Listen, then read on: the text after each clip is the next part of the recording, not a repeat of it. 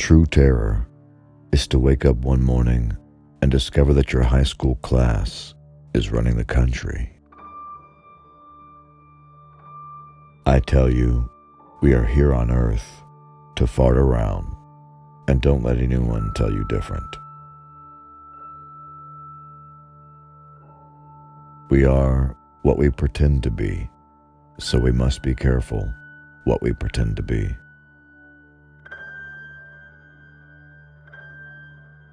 I want to stand as close to the edge as I can without going over. Out on the edge, you see all the kinds of things you can't see from the center.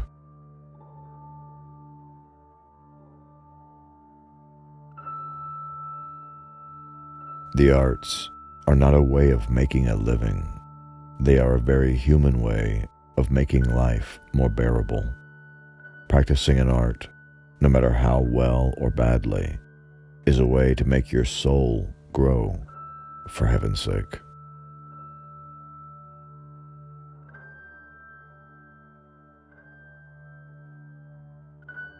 We could have saved the earth, but we were too damn cheap.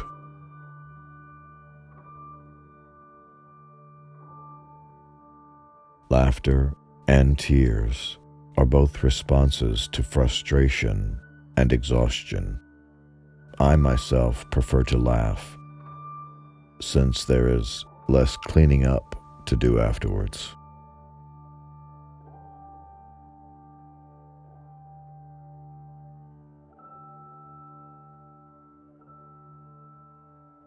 What should young people do with their lives today? Many things, obviously, but the most daring thing is to create stable communities in which the terrible disease of loneliness can be cured.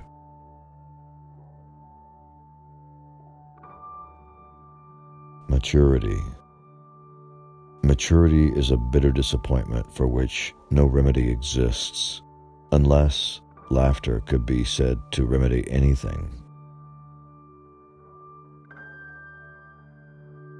Human beings will be happier not when they cure cancer, or get to Mars, or eliminate racial prejudice, or flush Lake Erie, but when they find ways to inhabit primitive communities again. That's my utopia.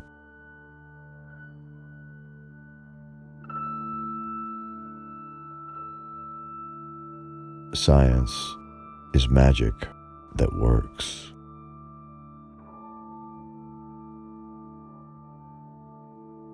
If you can do a half-assed job of anything, you're a one-eyed man in a kingdom of the blind.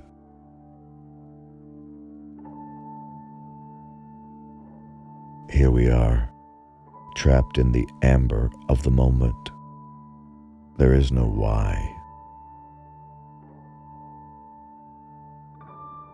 If people think nature is their friend, then they sure don't need an enemy.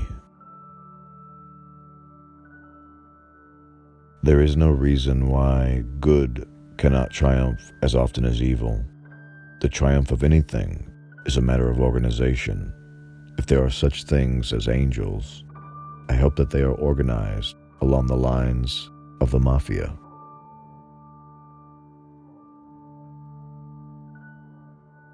The year was 2081, and everyone was finally equal.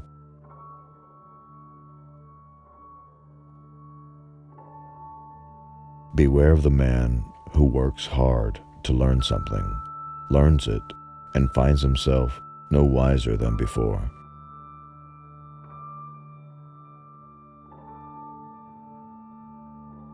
I was taught that the human brain was the crowning glory of evolution so far, but I think it's a very poor scheme for survival.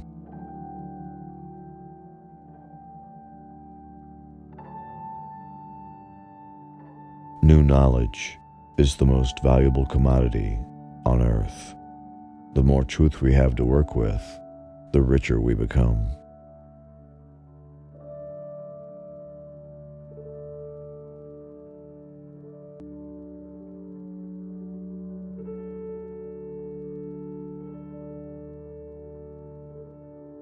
It is a very mixed blessing to be brought back from the dead.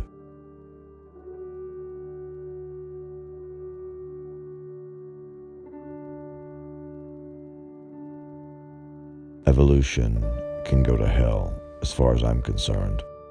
What a mistake we are. We have mortally wounded this sweet life-supporting planet, the only one in the whole Milky Way with a century of transportation whoopee.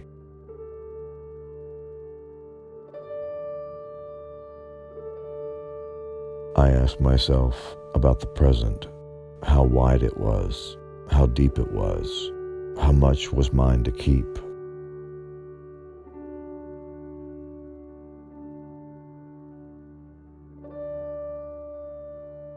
I let the dog out, or I let him in, and we talk some. I let him know I like him, and he lets me know he likes me.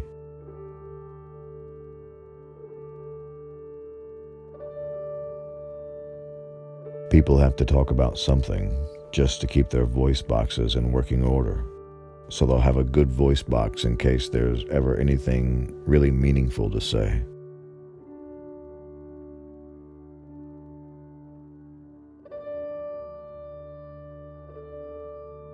Anything can make me stop and look and wonder and sometimes learn.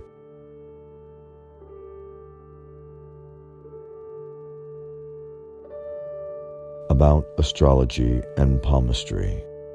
They are good because they make people vivid and full of possibilities.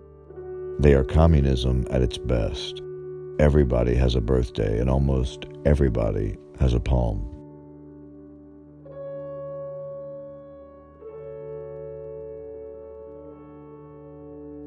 People don't come to church for preachments, of course, but to daydream about God.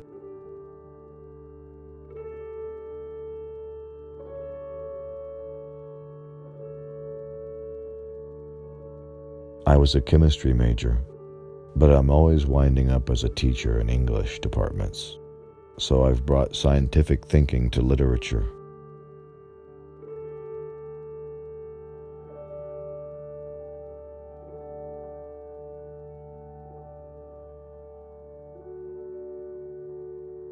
Everyone now knows how to find the meaning of life within himself, but humankind wasn't always so lucky. Less than a century ago, men and women did not have easy access to the puzzle boxes within them.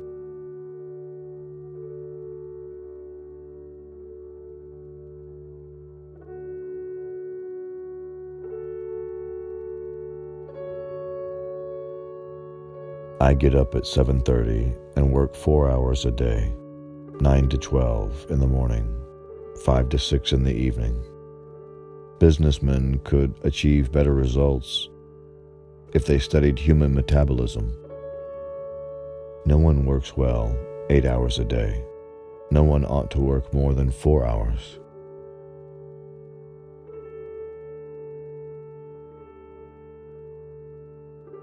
I was not an anthropology student prior to the war. I took it up as a part of personal readjustment, following some bewildering experiences as an infantryman and later as a prisoner of war in Dresden, Germany. The science of the study of man has been extremely satisfactory from that personal standpoint.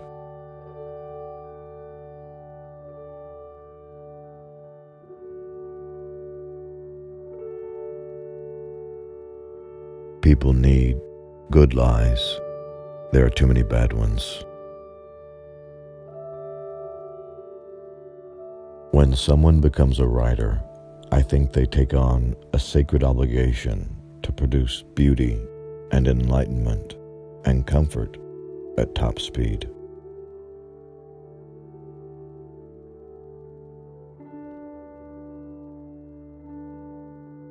Science sent the Hubble telescope out into space so it could capture light and the absence thereof from the very beginning of time.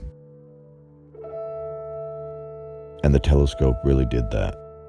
So now we know that there was once absolutely nothing, such a perfect nothing, that there wasn't even nothing, or once.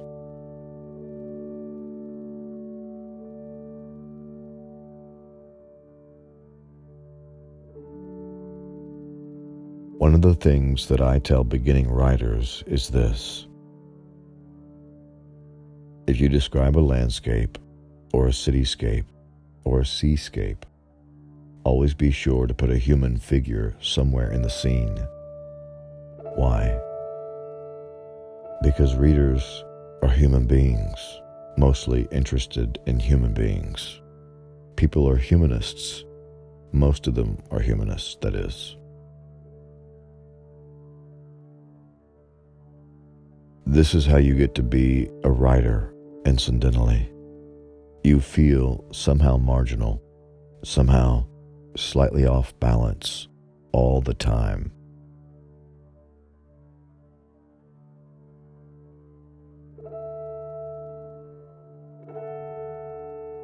I don't plot my books rigidly, follow a preconceived structure. A novel mustn't be a closed system. It's a quest.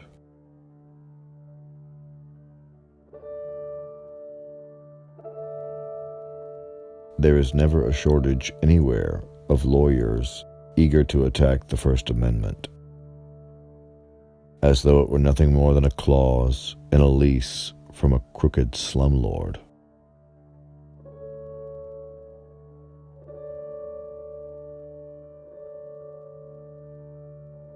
Any reviewer who expresses rage and loathing for a novel is preposterous.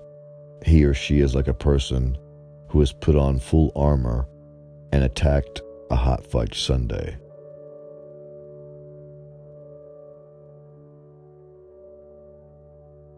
This country is being managed to death, being public related to death. I think big business is a terrible thing for the spirit of the country, as our spirit is the best thing about us.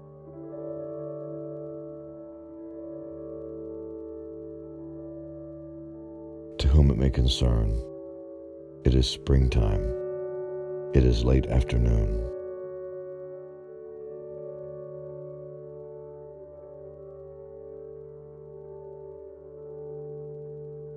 I'm convinced that no one can amount to a damn in the arts if he becomes sweetly reasonable, seeing all sides of a picture, forgiving all sins.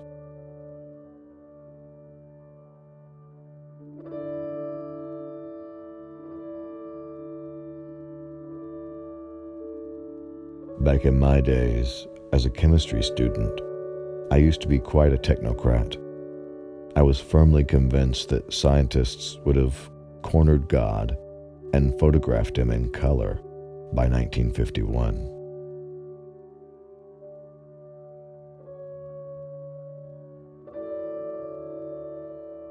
Oh sure, we have another world war coming, and another Great Depression. But where are the leaders of this time?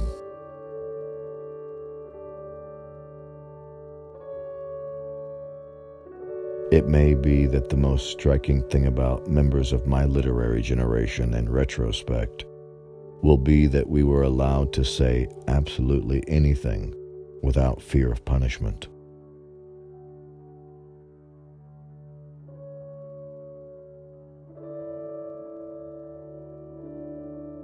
Lot's wife, of course, was told not to look back where all those people in their homes had been. But she did look back, and I love her for that, because it was so human.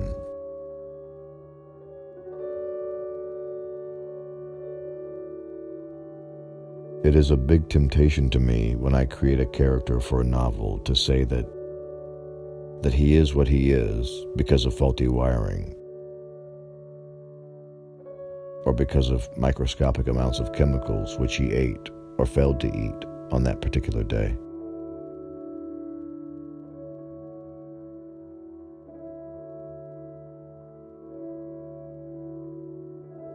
Who is more to be pitied, a writer bound and gagged by policemen, or one living in perfect freedom who has nothing more to say?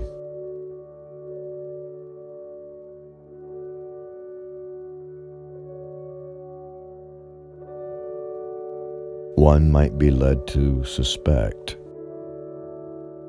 that there were all sorts of things going on in the universe, which he or she did not thoroughly understand.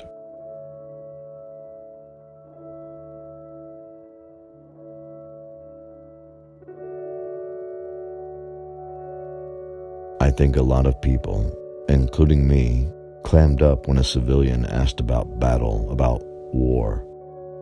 It was fashionable. One of the most impressive ways to tell your war story is to refuse to tell it. You know? Civilians would then have to imagine all kinds of deeds of daring do.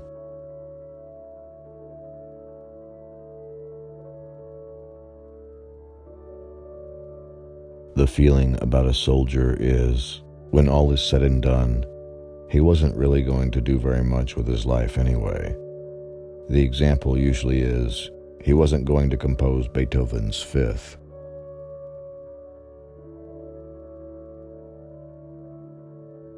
It was very lucky for me as a writer that I studied the physical sciences rather than English. I wrote for my own amusement. There was no kindly English professor to tell me for my own good how awful my writing really was. And there was no professor with the power to order me what to read either.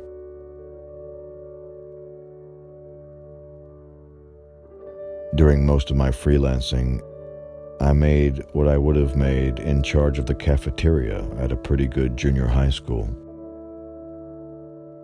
But I was doing what I loved.